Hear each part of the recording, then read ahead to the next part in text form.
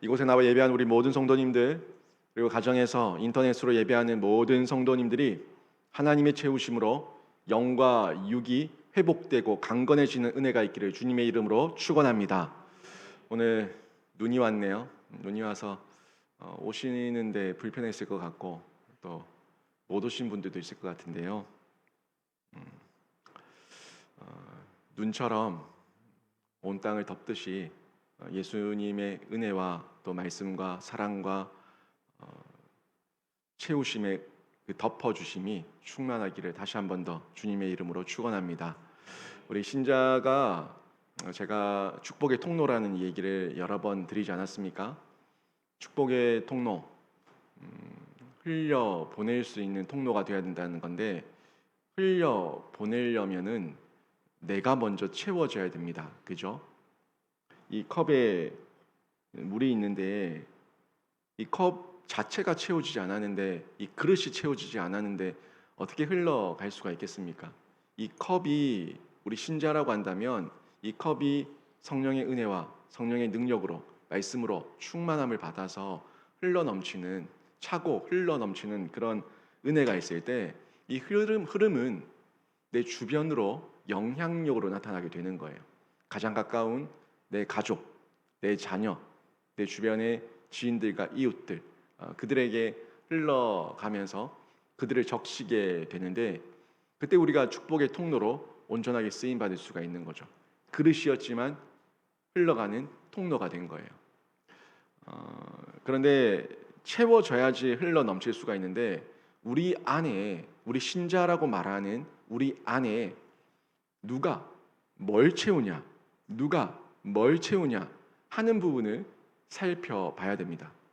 여러분 안에 세상의 악독이 차고 넘치고 있으면은 뭐가 나가겠습니까? 불평, 불만, 시기, 질투, 짜증, 원망, 이런 것밖에 나갈 게 없잖아요.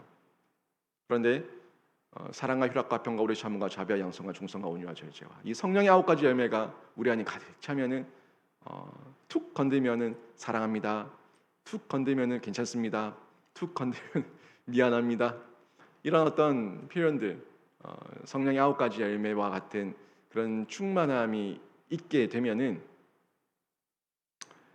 성경에서 말하고 있는 그 복이 흘러가게 되는 겁니다.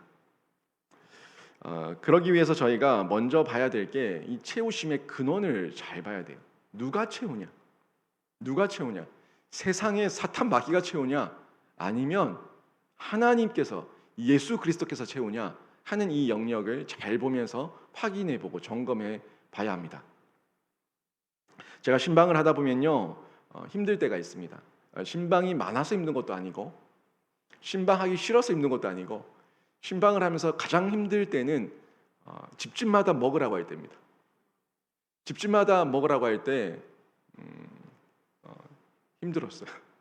계속 먹으라고 하니까 안 먹으면은 또 서운해할까 봐 또 먹어야 되니까 자꾸 먹다 보면은 이 위가 위대해집니다. 속이 쓰립니다.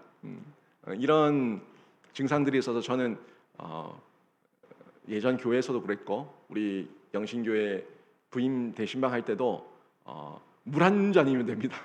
그게 저를 사랑하는 표현입니다라고 말했는데, 배고프면 제가 먹으면 되거든요. 배고프면 제가 달라고 할 테니까 좀 꺼내지 마시라고 이렇게 얘기를 했었는데, 과거에는 그 목사님들 신방하실 때 커피 대접하는 게 마치 보약 대접하듯이 보약 대접하듯이 그렇게 대접을 하지 않았습니까? 근데 그 커피를 한 잔 마셔도 이 속이 쓰릴 때가 있는데 하루에 한 10잔씩 마신다고 생각해 봐요. 너무너무 힘든 거 아닙니까? 제가 모셨던 이천원광교회 원로이신 목사님, 조성 목사님은 저한테 그 얘기를 하시더라고요. 예전에는 신방 다닐 때 달걀을 그렇게 줘. 한 동네 돌고 나면 하루에 달걀을 30개씩 먹었대요. 그 생달걀을 톡톡 안 먹으면 서운해하니까 옷에 넣어서 오다가 터져가지고 양복 다 버린 적도 있고, 그런 적들이 많았다고 하더라고요. 그러면서 한 10개 이상 먹고 나면은 신방하는 집에서 나와가지고 신방대원들 세워놓고 저쪽 나무 밑에 가가지고 토한 적도 있고, 그렇게 힘들었다고 하더라고요. 생계란 그 10개씩 뭐 이상 먹으면 저도 생각만 해도 느끼한 거 있잖아요. 이렇게 저희가 하여튼 사람에게 육신의 음식을 대접하려고 하는 이 마음들이 있습니다. 잘 대접하고 싶어하는 마음들. 그렇지 않습니까? 그런데 우리 영적인 면에서의 이 대접은 어떻는지 한번 생각해 봐야 돼요. 우리가 먹는 것도 육적인 음식은 먹거리는 잘 먹어야 된다, 좋은 거 먹어야 된다 하는 마음에서 가려 먹지 않습니까? 그런데 영적인 부분에서는 가려 먹고 있냐고요. 영적인 양식에 대해서는 잘 챙겨 먹고 있고 습관처럼 이 시간을 정해놓고 내 영이 중요하다, 내 영이 살아야 된다 하는 그 마음을 가지고 영적 양식을 잘 먹고 있냐고요. 그런데 육적 양식만 양식이 아니라 영적 양식도 양식인 거 너무너무 명확하게 알고 있지 않습니까? 이 양식을 맛본 사람은요, 영의 양식을 먹지 않으면 갈급해합니다. 이건 경험해온 사람만 알아요. 교회에 안 나오면은 너무너무 힘들어요. 저희 교회야 규모가 좀 작다 보니까 이렇게라도 예배를 드리고 20명 이하로 예배를 드리고 하는데, 저 대형 교회들은 교육자만 20명이 넘으니까 어떻게 할 방법이 없다는 거예요. 교육자들도 다 못 들어온다는 거예요. 제가 섬겼던 제가 청년 시절에 있었던 수영로교회, 수영로교회는 거기 저희 어머니도 계시고 저희 장모님도 계시고 저희 가족들 거기 다 있잖아요. 어떻게 하냐라고 그랬더니 그 주차장 앞에서 교회를 너무너무 사모하는데 가지를 못하니까 마음이 너무 아파가지고 이 교회 앞에 가가지고 주차장에서 유튜브 방송으로 차에 앉아가지고 예배를 드리고 그리고 집에 간다는 거예요. 이게 무슨 일입니까 이게?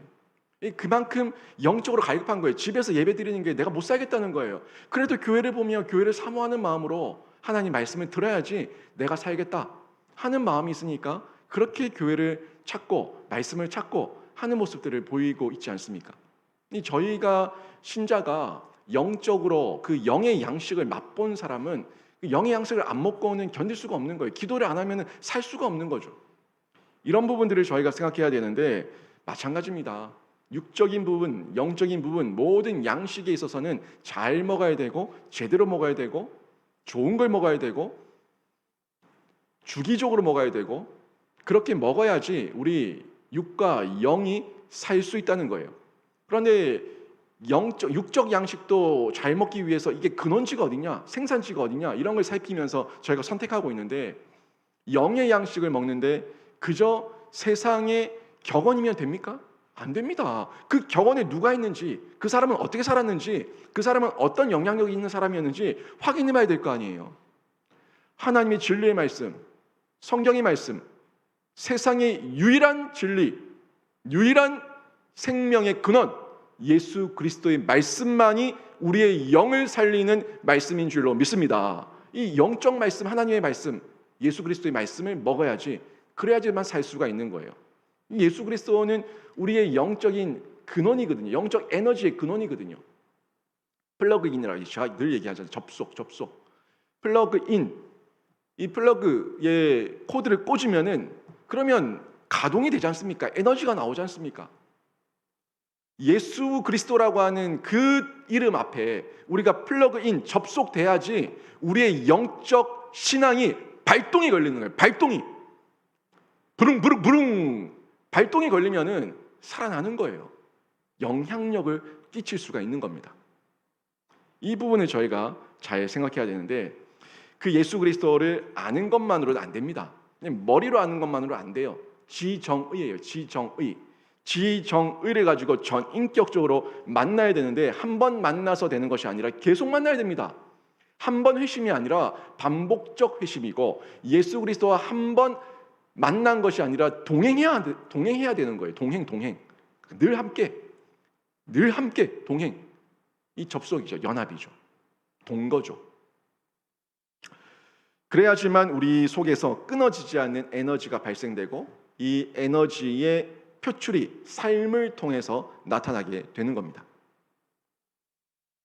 그리고 성령의 감동을 통해서 하나님께서 늘 채우시지 않습니까? 늘 채우시죠. 이 그릇이 우리가 처음엔 종지 그릇만 하다가 나중에 밥그릇, 국그릇, 대접 이렇게 그릇이 커져간다고요. 근데 그 커져간다고 이걸 누가 채우냐 하는 게 아니라 하나님께서 채우시는 거예요.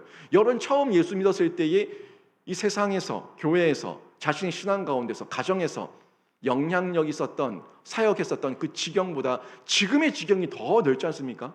저는 처음 교육전사 사역했을 때보다 지금의 지경이 훨씬 넓어졌습니다. 이게 그릇이에요, 그릇. 하나님께서 그릇을 키우신다고. 키우시는 만큼 채워주는 거예요.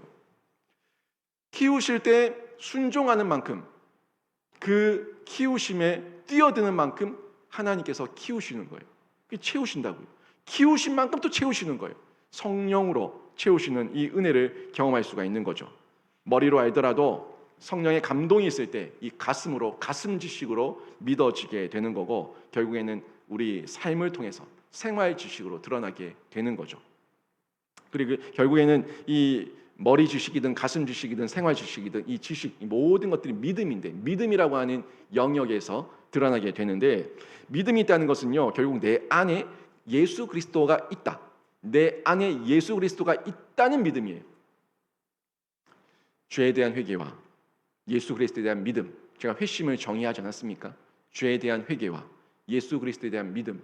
죄에 대한 회개는 내 실존이죠. 예수 그리스도에 대한 믿음은 내 인생의 소망이에요. 내 인생의 희망이에요. 예수 그리스도에 대한 믿음. 나를 향한 믿음 아닙니다. 예수 그리스도를 향한 믿음이에요. 그 믿음이 있을 때, 예수가 있을 때 믿음이 있다고 말할 수가 있는 겁니다. 결국 믿음은 믿음을 주시면 믿어지는 거예요. 예수가 있으면 믿어지는 거예요. 예수를 만나면 믿어진 거예요. 이게 놀라운 일입니다. 사도 바울이 얼마나 예수를 부인했습니까?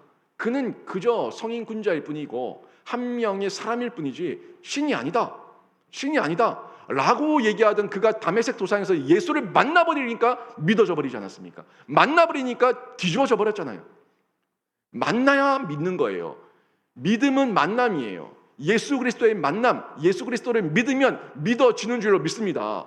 내가 만났는데 사람들이 예수가 어딨냐고 얘기했을 때 그거를 내가 어떻게 증명합니까? 만나야 믿는 건데 말할 도리가 없어요. 예수를 증명해봐라, 하나님을 보여봐라. 네가 만나면 믿게 된다. 만나기를 사모해봐라. 나도 믿기를 사모하고 만나기를 사모하는 중에 예수를 만나고 하나님을 만나고, 이건 내 실존이고 내 체험이기 때문에 내가 그 예수를, 내가 만난 그 예수를 부인할 수가 없다. 이게 사도들의 고백 아닙니까? 제자들의 고백 아니에요? 이게 우리 모든 성도와 신자의 고백 동일합니다. 저도 제 믿지 않는 친구들에게 이런 도전과 공격을 참 많이 받았습니다. 너는 만날 의미도, 만날 마음도 없고 만날 생각도 없으면서 보이라고 얘기한다고. 너는 만나고 싶은 마음도 없고 만나고 싶은 생각도 없으면서 나타내보라고 얘기한다고. 그러니까 안 나타나는 거라고. 그러니까 안 보여지는 거라고. 네가 만나기를 사모하고 간절히 찾으면은 그때 만나 주신다고 성경 분명히 얘기하고 있고, 그 사람이 나 혼자만이 아니라 우리 대한민국에도 1,000만의 인구가 있고 이 온 세계에 몇 억의 인구가 있고 온 인류를 다 통틀면은 수십억, 수백억의 인구가 있는데 너는 그걸 어떻게 부인할 수가 있냐? 어떤 증거를 가지고 예수가 없다고 부인할 수가 있냐? 그 사람들은 만나기를 사모했기 때문에 만났다고. 근데 넌 만나고 싶은 마음도 없으면서 보여보라고 조롱하고 있다고. 그러니까 넌 못 만나는 거라고. 만나기를 사모해보라고 제가 얘기합니다. 영적인 거예요, 영적인 거. 육적인 것처럼 주머니에서 꺼내가 보여줄 수 있는 게 아니에요. 하나님이 보여주셔야 만나는 거고 보여주셔야 경험하는 거예요. 그게 성령의 조명 아닙니까? 우리의 영역 밖에 있는 거, 성령의 조명, 하나님의 선택, 이 부분들을 저희가 생각해야 되는데 사람들은 거기에 대해 가지고 모르는 거죠. 믿지 않는 거죠. 영신교회에서 많은 사람들이 함께 예배를 합니다. 이 온 대한민국에 1,000만이라고 하는 사람들이 예배를 합니다. 하지만 모양은 예배드리고 교회를 다니는 교인으로 모양은 똑같이 보일지 모르지만 실상은 다릅니다. 실상은 달라요. 거기는요, 양이 있습니다. 거기는 염소가 있습니다. 거기는 알곡이 있고요. 거기는 가라지가 있습니다. 거기는 천국 갈 사람이 있고 거기는 지옥 갈 사람이 있습니다. 교인으로, 교회에 등록된 교인으로 회원 가입했다고 다 교인이 아닙니다. 신자가 아니라고요. 하나님 앞에 선택된 자, 예수 그리스도를 만난 자, 죄에 대한 회개와 예수 그리스도에 대한 믿음을 가지고 있는 자, 이 사람들이 하나님 앞에 설 양이고 알곡이고 천국에 입성할 사람들이에요. 분명히 그 안에서 다 나눠지게 돼 있는데 그 기준이 믿음이에요. 믿음. 나의 삶의 이유, 내 삶의 에너지의 근원, 거기가 어디냐? 하나님이냐? 예수 그리스도냐? 아니면 세상이냐? 나냐? 거기서 다 나눠지는 것을 볼 수가 있습니다. 그 영혼이 누구의 영으로 채워졌냐에 따라서 결론이 나는 거죠. 누구의 영이냐? 세상의 영이냐? 하나님의 영이냐? 세상의 영을 받은 사람은 세상 사람이에요. 바벨론 사람이에요. 요한계시록 마지막 부분에 가면 무너졌도다 무너졌도다 큰 성 바벨론이요, 다 무너질 세상 사람이고 세상 나라에 속한 사람이에요. 근데 우리는 하나님의 영을 받은, 성령의 영을 받은 사람이잖아요. 그래서 신자라고, 성도라고, 하나님의 자녀라고, 하나님의 길을 따르는 사람이라고, 구별된 길을 가는 사람이라고 신자, 성도 그렇게 얘기하는 겁니다. 참된 믿음은요, 예수 그리스도와 접속되었기 때문에, 그 믿음이 있기 때문에 낙심하지 않습니다. 끝까지 견딜 수 있는 힘이 있고 그 힘으로 힘들면 기도하는 거예요. 나를 보면은 채워질 것이 없고 나를 채우실 분은 오직 하나님이라고 하는 이 부분을 확인하시고 확인해야 합니다. 나를 보면은 나는 나 스스로 채울 수 없구나. 나는 채움을 받아야 될 존재구나. 누구로부터? 하나님으로부터. 이 믿음이에요. 이 믿음. 스스로 채우려고 하지 마세요. 여러분이 스스로 채우려고 하는 거는요, 밑빠진 독에 물 붓기입니다. 여러분은 비워야 될 존재예요. 여러분을 비우세요. 여러분을 비우세요. 비우셔야지 채워집니다. 스스로를 비우고, 이게 죄에 대한 회개예요. 스스로를 비우는 것, 죄에 대한 회개, 그리고 예수 그리스도에 대한 믿음을 가지고 성령으로 채워질 것을 간구하는 거, 이게 우리에게 필요한데, 여러분 여기에 물이 들어있는데 만약에 이 물이 오염됐다고 생각해 봐요. 이 여기 컵에다가 새로운 물을, 생명이 있는 물을 담기 위해서는 뭘 해야 됩니까? 제일 먼저 뒤집어서 부어서 비워야 된다고요. 이 안에 쓰레기가 있고 똥물이 있고 오물이 들어있는데 가라앉았다고 없어진 게 아닙니다. 비워버려야 된다고요. 비워버려야지 온전히 새로운 생명의 물로 채워질 수가 있는 겁니다. 우리가 비워야 될 존재라고요. 근데 그 안에 자꾸 뭔가를 안에 거를 해결하지 않고 채우려고 하니까 섞여버리는 거죠. 더 오염돼 버리는 겁니다. 그렇게 비우고 나면은 우리가 채우심의 능력을 온전하게 경험할 수가 있어요.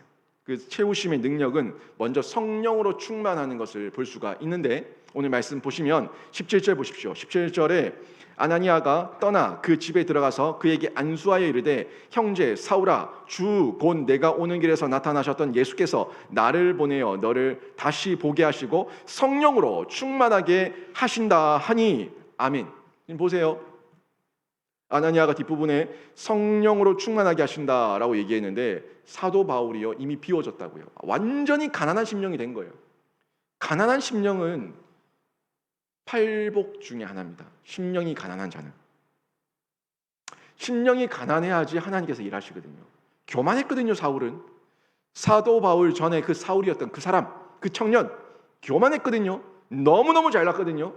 근데 이 사람의 그 교만이 다 비워졌다고요. 그러니까 이제 성령으로 충만함을 허락하시는 겁니다. 빌립보서 3절에서 5절, 빌립보서 3절에서 5절에 보면은 이 얘기가 지금은 사도 바울이 회상하면서 얘기하고 있지만 과거에는 이 내용들이 자신의 교만의 이유였어요. 자만의 이유였어요. 보시면 이렇게 나오죠. 8일 만에 할례를 받고 나는 법도대로, 명령대로, 규례대로 할례 받은 사람이다. 이 할례 받지 못한 이방인들과는 다르다 하는 교만. 그리고 이스라엘 족속이요, 베냐민 지파요, 우리는 북쪽 이스라엘처럼 섞인 민족이 아니다. 정통성을 가지고 있는 남유다, 그리고 베냐민, 남유다 왕국에 있었던 유다 족속과 베냐민 족속, 그 중에 한 명이다. 내가 그 족속이다 얘기하고 있는 거예요. 히브리인 중에 히브리인이요, 율법으로는 바리새인이요, 열심으로는 교회를 박해하고 율법의 의로는 흠이 없는 자라. 얼마나 당당합니까? 지금 회상했을 때 자신을 추억하기를 이렇게 얘기하고 있는데, 이 교만과 자만이 이 사도 바울, 그때 과거에 사울이었던 청년 머릿속에 똘똘 뭉쳐 있었던 자만 덩어리, 교만 덩어리, 그 사람이었다고요. 얼마나 당당했겠어요. 그랬던 이 사울이 다 버렸습니다. 이 모든 스펙, 소위 스펙, 이 스펙을 다 버리고 이제는 혈심, 열심, 혈통 이런 거 다 없어요. 다 비워지고요. 이제는 성령으로 충만함을 받는 모습으로 오늘 17절에서 보여주고 있지 않습니까? 아나니아를 통해 가지고. 여러분, 세상에서 내 것, 내 의, 내 열심, 내 혈통을 비운다는 것은 고통일 수 있습니다. 환난일 수 있습니다. 그런데 예수 안에서 비우면요, 그게 기쁨이 되는 거예요. 예수 때문에 비우면은 이게 기쁨이 되고 감격이 되는 거예요. 그래서 사도 바울이 로마서 5장 3절 4절에서 이렇게 고백하지 않습니까? 전에도 봤는데, 우리가 환난 중에도 즐거워하나니 이는 환난은 인내를, 인내는 연단을, 연단은 소망을 이루는 줄 알미로다. 분명하게 얘기하면서 자기에게 이 환난과 고통이 문제가 되지 않는다고. 나는 인내할 수 있고, 나는 그것을 통해서 연단을 받고 희망과 소망으로 더욱더 기뻐할 수 있기 때문에 아무 문제가 되지 않는다 하는 고백을 하는 것을 확인할 수 있잖아요. 뭐 때문입니까? 성령께서 때를 따라 채우시기 때문에 내 욕심, 내 근심, 내 염려, 내 걱정 아무 의미 없다, 문제 없다, 괜찮다 하는 생각이 드는 거예요. 여러분, 저라고 걱정이 없겠습니까? 저 걱정 많은 사람입니다. 생각이 많은 사람이에요. 근데 생각했을 때 지혜를 주셔가지고 문제를 또 해결할 수 있을 때도 있는데 오래 고민하지는 않습니다. 고민은 하는데 하나님께서 어떤 특별한 지혜를 주실까 봐 고민은 하는데, 걱정도 하는데, 걱정해보고 고민해보고 요리 돌려보고 조리 돌려보고 답이 안 나오면은 그냥 알아서 하십시오 하나님 하고 그냥 턱 맡겨버립니다. 그게 제일 속 편하더라고요. 여러분 가운데 여러분의 의, 여러분의 열심, 여러분의 혈기가 있다면 다 내려놓으시고 하나님을 통해 가지고, 성령을 통해 가지고 채우심 받기를 바랍니다. 그러면 채워주는 거예요. 비우면은 채워주는 거예요. 비우면은 채워주는 거예요. 이 은혜를 누리게 되는 거죠. 그래서 사도 바울은 빌립보서 3장에서 이런 고백을 하지 않습니까? 내 주 그리스도 예수를 아는 지식이 가장 고상하기 때문에 내가 그를 위하여 모든 것을 잃어버리는 것을, 세상 모든 것을 내려놓는 것을 내가 배설물처럼 여긴다. 아깝지 않게 여긴다. 여러분, 똥 싸면서 아깝다 하면서 변을 보시는 분 있습니까? 배설물처럼 버린다. 아무런 가치 없이 버린다. 아무런 의미 없이 버린다. 그런 얘기예요. 배설물처럼 여겼다. 의미 없다. 헛되고 모든 것이 헛되다. 다 지나간다. 이런 마음으로 사도 바울이 버렸다는 것을 고백하고 있는 겁니다. 이 버림은요, 예수님을 아는데, 예수님을 내가 더 알아가는데 해가 된다면 버리는 거예요. 그런데 예수님을 높이는데 득이 된다면, 예수님을 만나는데 득이 된다면 나누는 거예요. 버림과 나눔, 나가는 건 똑같은데 너무 다르죠. 버림과 나눔, 나가는 건 똑같은데 버리는 거는 나에게 해가 되는 거고, 나누는 거는 득이 되는 거예요. 의미가 완전히 다르죠. 여러분이 많이 나누십시오. 나누셔서 여러분도 살고 여러분을 통해서 나눔 받은 사람들이 살아나는 은혜를 마음껏 누리시고 또 흘려보내시고 체험하게 해주시는 그런 성도로 쓰임받으시기를 주님의 이름으로 축원합니다. 그 가운데 우리가 또 육적으로도 회복이 되는 거예요. 이 영적으로 이렇게 비워지고 채워지면은 신기합니다. 육적으로 회복이 됩니다. 18절 19절 보시면은 이런 말씀이 나오죠. 즉시 사울의 눈에서 비늘 같은 것이 벗어져 다시 보게 된지라. 일어나 세례를 받고 음식을 먹음에 강건하여 지니라. 아멘. 지금 흐름을 한번 보세요. 흐름을 보시면은 지금 성령을 받았어요. 17절에서 성령을 받으니까 사울의 눈에서 눈이 회복돼요. 육적인 회복이죠. 그리고 세례를 받았어요. 세례는 영적인 인침이에요. 그랬더니 음식을 먹음에 강건하여 졌다고 얘기하고 있습니다. 뭐 먹는 것도 먹고 육적인 먹거리, 영적인 먹거리가 다 채워지니까 강건하여졌다고 성경이 분명히 얘기하고 있지 않습니까? 흐름이에요, 흐름. 성령을 통해서 눈 회복을 받으니까 또 세례를 받고, 이 눈 회복됐다는 의미도 이 육적인 눈에 떴다는 것도 있지만 영 안의 눈이 뜨여가지고 하나님을 보게 되니까 하나님 안에서 세례를 받고 하나님의 자녀로 인치심을 받는 이런 의미까지 영적, 육적 의미 모두를 포함하고 있어요. 근데 처음에 출발은 보세요. 성령이잖아요, 성령. 성령은 절대 안 보이는 거거든요. 안 보여요. 근데 영이 임하니까 육신의 눈, 영안의 눈.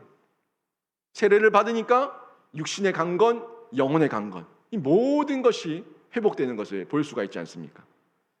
여러분, 영과 육은요, 하나님의 창조물입니다. 하나님께서 육신을 만드시고 영도 만드셨잖아요. 육신을 만드시고 그에게 생기를 불어넣으심에 그가 생명이 된지라. 이게 성령 아닙니까? 성령을 불어넣으셨다고요. 이게 영과 육의 조화가 창조 질서 안에 분명히 있는 것을 확인할 수 있지 않습니까? 영적인 것만 강조하고 육적인 것은 천하다? 아닙니다. 영, 육 모두가 다 하나님 안에 있으면 거룩하고 정결하고 성결한 것이고 우리가 얼마든지 하나님을 위해서 사용할 수가 있는 거예요. 그래서 이 땅에서 잘되고 복을 받기 위해서 우리가 영혼이 잘되어야 되는 거 아닙니까? 요한 3서 1절에서 2절, 1장에서 2절, 1장 2절 같이 한번 읽어보겠습니다. 같이 읽습니다. 시작. 사랑하는 자여, 내 영혼이 잘됨 같이 내가 범사에 잘되고 강건하기를 내가 간구하노라. 아멘. 영혼이 잘됨 같이 범사가 잘된다. 이거는요, 성경의 진리입니다. 법칙이에요. 원칙이고 원리라고요. 이걸 기억하십시오. 여러분, 회심 생명 비전은요, 결국 예수 그리스도를 통해서 이루어지는 겁니다. 하나님께서 부르신 자들을 세우시고 세우신 자들에게 맡기신 자들에게는 그냥 내버려 두지 않으시고 그 그릇대로 채우시는 그 하나님의 은혜를 경험하게 되는 거예요.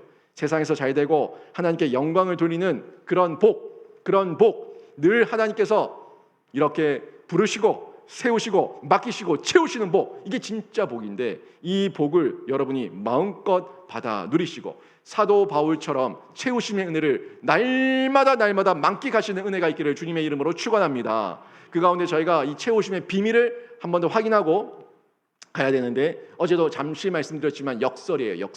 역설의 비밀이에요. 이 역설의 비밀을 여러분이 분명히 알고 계셔야 돼요. 어제도 얘기했지만 오늘도 방금 봤죠? 비워야지 채워준다고요. 고난이 있어야지 영광이 있고 비워야 채움이 있고 죽어야 부활이 있다고요. 이 역설이라고요. 이 채우심의 비밀을 여러분이 기억하십시오. 고신대 부총장을 지냈던 한 장로님이 있는데 안민 장로님이에요. 고신대 부총장을 지낸 분이신데 이분이 서울대 음대를 들어갔어요. 서울대 음대를 들어갔는데 예전에 젊은 시절에 음대를 들어갔는데 너무 가난해가지고 이 학비를 어떻게 마련할 수가 없는 거예요. 국립이지만 학비를 마련할 길이 없는 거예요. 결국에는 자기가 이 레슨을 하면서 학생들을 가르쳐야지, 결국에는 이 과외를 해야지만 생계를 유지할 수가 있고 그 집에도 좀 돈을 좀 보내드릴 수가 있고 자취방 이 방값도 내고 이렇게 할 수가 있는데, 도대체가 이게 전문가도 아니다 보니까 몸으로 더 많이 뛰어야지만 이 돈을 벌 수가 있는 거예요. 그러다 보니까 수업을 못 들어가겠네. 수업을 들어갈 상황이 안 되는 거예요. 너무 과외를 많이 잡다 보니까. 하나님께 기도를 한 거예요. 하나님, 제가 음대 가서 하나님께 영광 돌려드리겠다고, 음악 재능 키우겠다고 음대 왔는데 이건 무슨 음대 와가지고 돈 번다고 과외한다고 수업을 못 들어갑니다. 학교 졸업을 못하게 생겼습니다. 하나님, 저 좀 어떻게 좀 해주십시오 라고 기도를 했답니다. 이렇게 울며 불며 기도를 하고 있는데 하나님께서 너를 먼저 바쳐라. 안민아, 너를 먼저 바쳐라 라는 음성이 들린다는 거예요. 그게 너무 화가 나가지고, 하나님, 먹고 죽을래도 바칠 게 없습니다. 먹고 죽을래도 바칠 게 없는데 뭘 바치라는 얘기입니까? 저한테 바칠 게 뭐가 있어요? 라고 따졌대요. 그랬더니 하나님께서 마음 가운데 잠잠한 중에 음성을 주시는데, 너의 미래를 바쳐라, 너의 인생을 바쳐라, 너의 장래를 바쳐라, 이렇게 말씀을 하시더래요. 하나님께서 바치라는 거는 돈 아니고 너의 인생, 너의 미래, 그걸 바쳐라 하는 음성을 주시더래요. 그러고 나서는 무릎을 탁 치면서 그렇구나, 나도 바칠 게 있구나, 나도 바칠 게 있구나. 하나님, 제 인생을 바치겠습니다. 제 미래를 바치겠습니다. 제 재능을 바치겠습니다 라고 얘기하면서 하나님 앞에 뛰어들었대요. 그리고 하나님께서 하나하나 풀어주시면서 그 인생 가운데 형통함을 맛봤던 그런 간증을 하신 적이 있습니다. 여러분이 하나님께 바치고자 마음만 먹으면 뭐든지 드릴 수 있어요. 하나님은 바친다는 거에 대해 돈만 얘기하지 않습니다. 우리 하나님은요, 이 세계 우주에서 제일 가는 부자예요. 제일 가는 부자예요. 모든 것이 하나님 겁니다. 하나님이 돈이 없어서 돈 내라고 그래요? 절대 아닙니다. 우리의 마음의 중심을 보는 거예요. 네 마음이 어디 있냐? 네 마음의 근원이 어디 있냐? 어디서 체험받고 있냐? 하는 거 확인하라는 겁니다.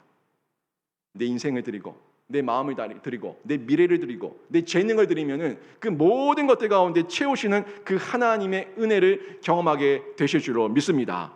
여러분, 어떤 자리에 있든지 지금의 여러분이 있는 그 자리가 여러분 사명의 자리예요.